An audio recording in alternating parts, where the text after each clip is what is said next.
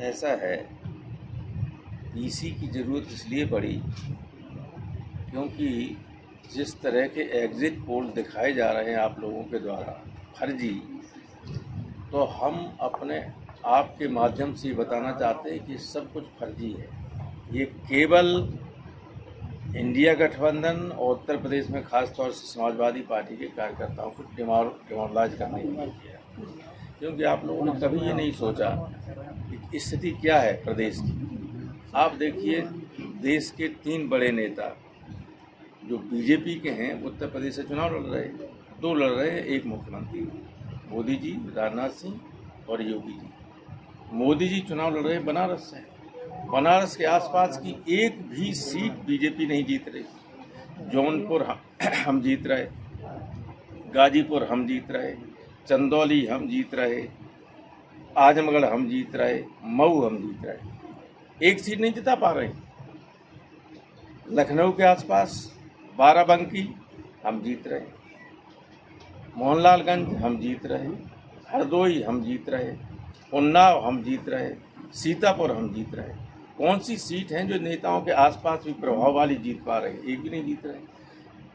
गोरखपुर बाबा जी मुख्यमंत्री के, गोरखपुर से लगी हुई जितनी सीटें, गोरखपुर की जिले की ही बांसगांव है, गोरखपुर जिले से कटा महाराजगंज है, सीट है पार्लियामेंट्री कॉन्स्टिट्यूंसी, संत कबीर नगर है, वहाँ आगे चले जाइए डुमरियागंज है, फिर बस्ती चले जाइए, सब बाबा का अधिकार क्षेत्र है।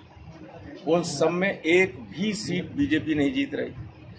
फिर ये जो एग्जिट पोल करने वाले हैं, कैसी मनगढ़ंत बातें करते हैं। कोई यहाँ तक कि मैंने तो देखा कि उसमें देखा कि सर निरहुआ का पलड़ा भारी। हम जानते हैं 5 विधानसभा में आजमगढ़ में कम से कम 40 हज़ार वोट से हार रहा है निरहुआ, 2 लाख वोट से। जब 2 लाख वोट से हारने वाला का भी पलड़ा भारी आप दिखाओगे तो आप पीसी करके बताना ही पड़ेगा कितना फ्रॉड सब हो रहा है। लोगों की अंतरात्मा खत्म हो गई और सब प्रशासन पर दबाव डालने के लिए कोशिश कर रहे हैं। हालांकि प्रशासन आमतौर पर निष्पक्ष ही रहता है और हमें उम्मीद है फिरोजाबाद में भी और आसपास के जिलों में प्रशासन की तरफ से कोई गड़बड़ी नहीं होगी। गड़बड़ी करने वाले यहाँ से तो हट गए, एक आध और बचे हुए, अगर वो गड़बड़ी करेंगे तो उसके लिए प्रशासन जिम्मेदार होगा। तो समाजवादी दिखाई दे रही है, समाजवादी पार्टी और इंडिया गठबंधन कम से कम 60 सीटें जीत रहा है, एक कम नहीं। लिख लीजिए आप, कल शाम को देख लेना। फिर इंडिया गठबंधन का नेता कौन होगा?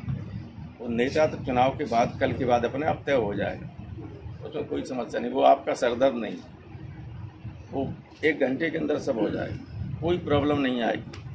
बीजेपी वाले यही तो सोच रहे हैं कि प्रॉब्लम आएगी, नहीं आएगी।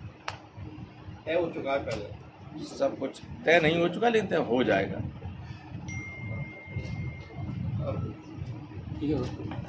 व्यवस्था की हुई है, सुबह से मतगणना शुरू हो जाएगी।